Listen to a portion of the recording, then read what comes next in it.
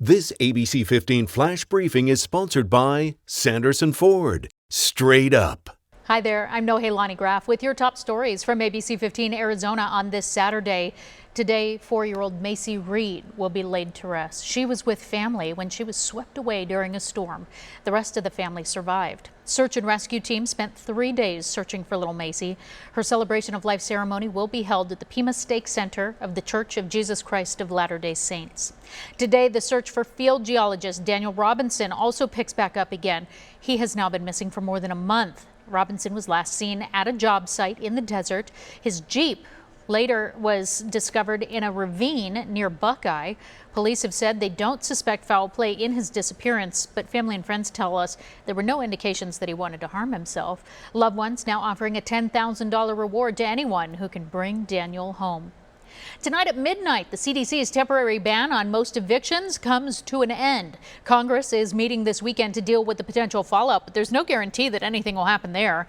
We spoke to the executive director of Wildfire Arizona. That's an organization focusing on poverty in our state. And she says the fallout from this won't be immediate. Instead, it'll come gradually over the coming weeks.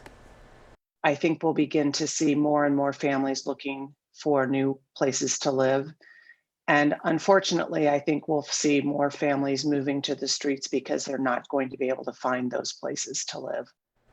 An ASU study predicts without the moratorium, 80,000 households in Arizona are at risk for homelessness. ASU is updating its mask policy regarding face coverings. They're strongly recommending that anyone on campus and inside university buildings wear face masks. ASU's fall semester, by the way, begins in just a few weeks. Also, to combat the COVID cases from rising, Phoenix Children's and Sonora Quest labs will now require their staff to be vaccinated. Employees with Phoenix Children's have until October 1st to get those shots. Sonora Quest employees have until November 1st. If you are looking for the perfect place for your next date night, Lawns at the Mesa Inn offers the perfect mix of romantic ambiance and delicious food. Lawns has been open since 1994. The Mesa Inn was built back in 1936. It was originally home of the famous cowboy artist Lon Megarry. We spoke with the general manager of Lawns, John Dills, and he says the globally inspired Arizona cuisine is a must-try. We kind of marry old world cooking techniques, such as smoking, braising, wood firing, with incredible indigenous Arizona ingredients. Sit indoors or on the patio. Lawns at Mesa Inn is located near 32nd Street and Camelback. You should also know tonight the Churchill in downtown Phoenix is going to have a night market. You can stop by from 6 to 10 p.m. for live music, food, shopping. If you can't make it tonight, they'll be hosting another one on August 28th. The Churchill is located near 1st Street and Roosevelt. Also, sports fans, Phoenix Rising taking on Texas as they host RGV tonight.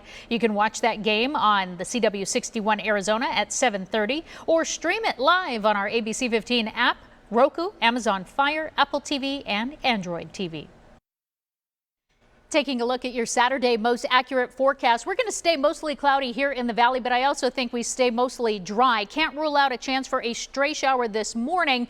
And then later this afternoon, as storms start to fire up to our north and east, there's always the chance they could kick into the valley. But right now, it's not looking likely, so it's just a 10% chance. Highs in the mid-90s and low 100s today to our south, 95 in Safford, 101 in Gila Bend. Hotter out west, 107 is that high in Lake Havasu City. We're in the upper 80s, low 90s across the central portion of the state, and north of the rim, it's 70s. Here in the valley, we'll be in the 80s for much of the morning. By 10, we're in the 90s, and that's where we stay for much of the day, hitting triple digits around 2 o'clock today before reaching that high of 101 degrees. And tomorrow we get hotter still and start drying out. 104 is that high on Sunday, and then we're up to 108 by Tuesday with no storm chances until we head into next weekend, which will also trend our temperatures back down.